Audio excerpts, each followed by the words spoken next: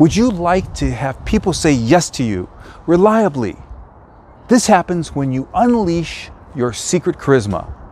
There are hidden methods, and you can use them to create trust and connection. This episode is Your Secret Charisma. Hidden methods for influence and trust. I already trust you. Excellent. I'm so glad about that. In fact, my question is, when have you felt charismatic? Okay, I see that you're hesitating. So I'll just share with you, Joanna, a time I saw you being charismatic. We were walking around in a particular city, and we were with a friend, Dave, a friend to both you and me. Yes. And you guys got on a roll. You guys were being funny, and you were being witty, and your timing was great. It was a moment of you being natural. It was a moment of you being funny, and it was a moment of apparently you being at ease. I was having fun. That can often bring about a charismatic energy to yourself, but also to those people around you. So I felt that that was an example of you being naturally charismatic. And you weren't trying. You were in the zone. So what we're going to talk about is charisma. Now, some of us don't feel like, oh, I'm not witty on command. Or some of us don't feel like we were given certain gifts, like we don't look a certain way, or we don't, if you're male, don't have that deep voice. KBLX, the quiet storm. I would call these gifts a certain kind of appearance, stereotypically attractive appearance, or a certain type of voice or body shape as magnetic charisma. Oh. I've been a feature film director. I've been working with some very attractive people. The thing is, they look that way, but some of them, you don't want them to be your friend because they don't know how to be a really good, trustworthy friend. So that leads me to another place. We were talking about magnetic charisma. So somebody, just because of their way they move or the way they look or the way they sound, they're just attractive that way. Magnetic charisma. Some people have said that about a young Bill Clinton. I actually attended a luncheon. And my goodness, the way this guy talked, if he said, everybody now reach for your checkbook, we're going to save the spotted cockroach. We would have done it. We would have just, how much would you like for the spotted cockroach? So the idea here is that Bill Clinton was gifted, it appears. He's still on the planet. He was just gifted during that particular time where I saw him at this particular luncheon. Now, other people said this about Ronald Reagan. They said that he was the great communicator. Now, there's something else besides magnetic charisma. There's something I call natural charm charisma. We introverts often demonstrate that because we're great listeners. And we're really focused and we're with you. And we like talking with people one-to-one. Natural charm charisma. And then the next one, and this is very much about what we're talking about in this episode, is warm trust charisma. Now, the subtitle of what we've been talking about is Hidden Methods for Influence and Trust. We're going to aim to come across as more trustworthy, more charismatic, and AIM is our word. Every letter is going to stand for a method. And the first thing is A stands for align your internal being. Now, that sounds like pretty intense stuff. I'm going to align my internal being. Particularly for those of us who are really being pushed around, feeling overwhelmed, feeling tired, and that's an important detail. It has been suggested that you really have to pay attention to how you're doing. For example, there's this phrase, HALT, standing for hungry, angry, loneliness, tiredness.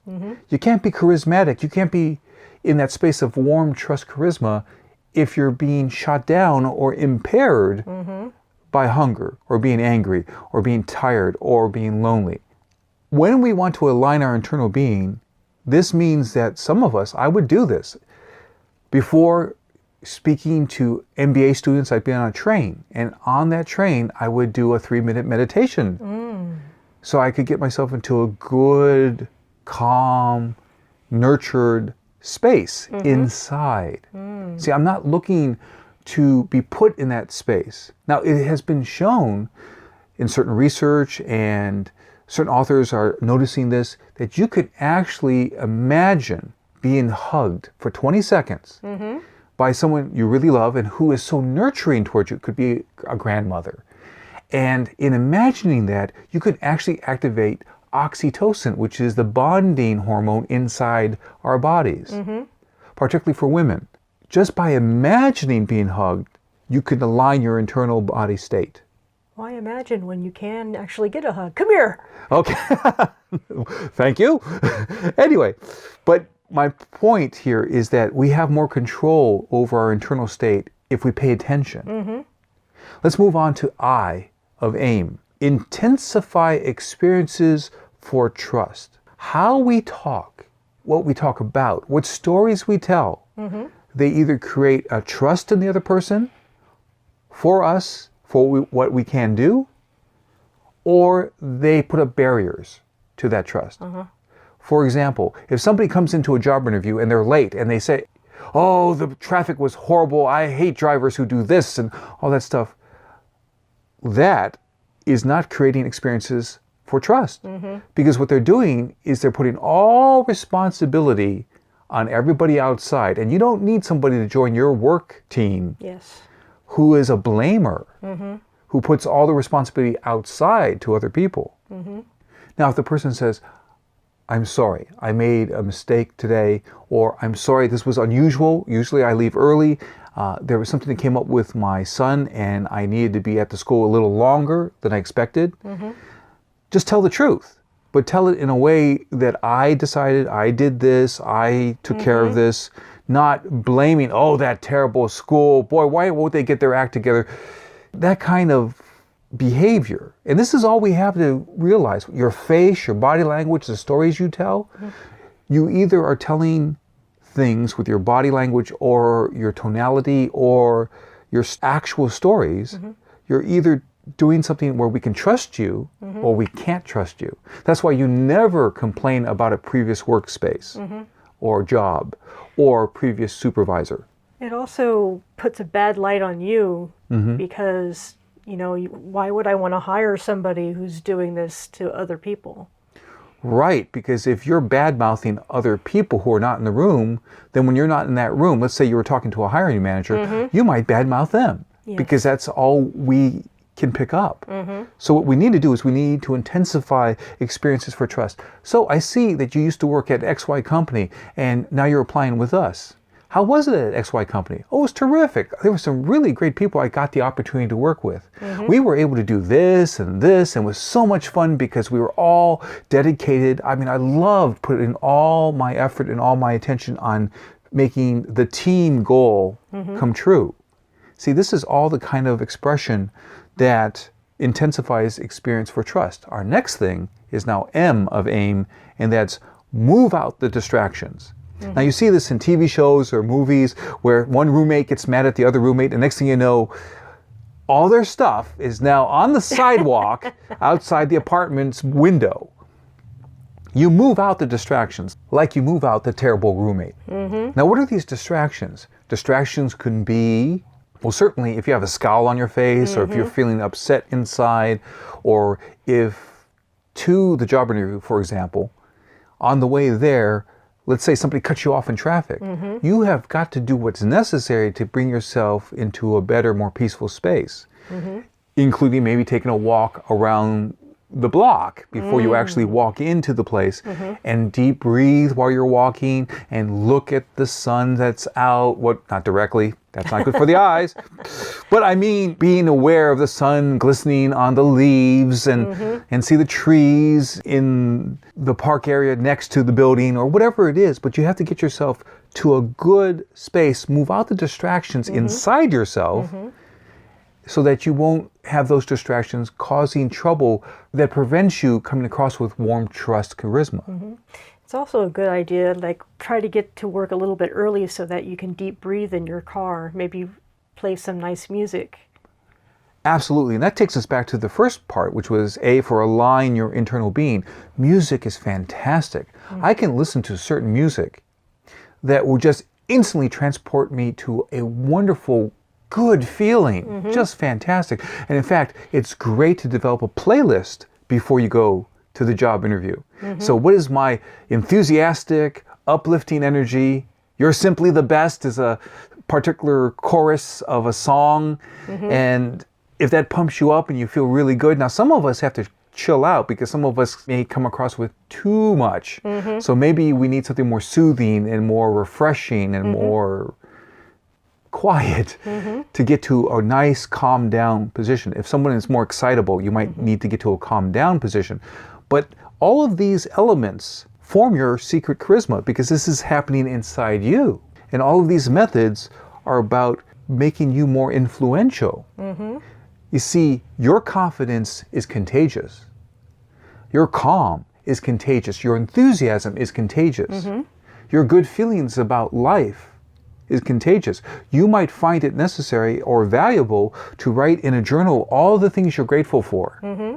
To get ready for a speech, or if you're addressing a meeting, or talking with a prospective client to help them actually sign the contract and get going with your company. So the whole idea is your secret charisma is based on developing yourself with these elements we've been talking about so that you come across with warm, trust, charisma. See, one thing that's very important is that some people will come across very well in terms of having this personal power, this energy, this strength. But without coming across with warmth, you might come across as arrogant. Yes. And that's something you have to be careful about. We want to know that you care about us. We want to know that you're a warm human being. And we want to know that you temper the power with warmth. So here's a good time for a Marcoux moment. And that's when I share an excerpt from one of the 47 books up on Amazon at the moment. And this book is, as you could guess, it's called Your Secret Charisma. The subtitle is How to Repair Business and Personal Relationships and Gain Trust and Forgiveness for Success, Happiness, and Fulfillment. If we go to page 7, and I talk about on this page, when many of us talk about charisma, we're only talking about what I call magnetic charisma. That's the compelling kind in which a charismatic person pulls you in. This book is about another form of charisma, what I call warm trust charisma. This is the form of charisma that gives you the true and long-term relationships that create personal fulfillment and success. If you're going to go far in business, you need people to trust you. Now, I want to move from that excerpt over to page 8, where I have a summary of a distinction between two forms of charisma. Magnetic charisma attracts. Warm trust charisma gains cooperation for the long term. This book, Your Secret Charisma, is about warm trust charisma, and it's also about certain situations, whether it's with family members or with business associates or with clients or customers, where you really need to repair the relationship. You can do that with warm trust charisma. In fact, a point that some people who are magnetic, who are physically attractive or have that particular voice or appearance in certain ways, they may not have the skills to repair relationships. They may not have the skills to develop long-term relationships.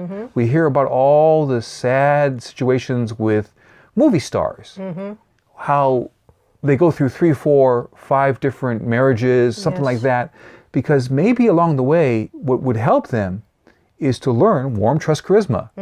So then they would have not only their magnetic attributes, their gifts, but then they would also know how to develop that long-term relationship. So that closes out our excerpt here from the book, Your Secret Charisma. And now I'm curious, Joanna, what are you going to keep from our conversation? I really enjoyed the part about where you told us to kind of calm down before an interview. Maybe if you're more of a hyper person, using relaxing music. I'm with you. So it's very customized to the person. And it really depends on how you might want to counteract. If you are more energetic, then you need calming music. If you are a person who seems to be kind of quiet, then maybe you need music to help you become more exuberant, more enthusiastic, so that you are able to perform at your best.